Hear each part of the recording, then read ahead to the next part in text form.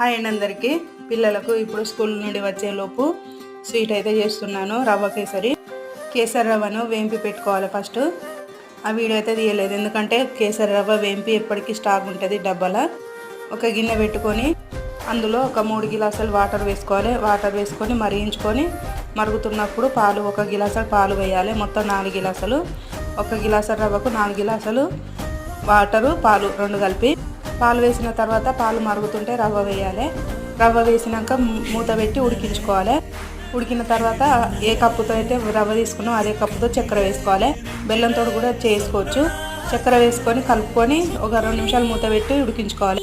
ఆ తర్వాత చెంచా నెయ్యి, బాదం ముక్కలు చిన్న చిన్న కట్ చేసి వేయాలి. 2 యాలకులు దంచి వేయాలి. వేసి మొత్తం కలుపుకొని స్టవ్ బంద్ చేసుకోవడం. కొంచెం గోరువెచ్చని అయిన తర్వాత సూపర్ టేస్ట్ ఉంటుంది. మా పిల్లలు ఎండు కొబ్బరి మీద చల్లుకొని తింటున్నారు. నచ్చితే లైక్ చేయండి, సబ్స్క్రైబ్ చేయండి.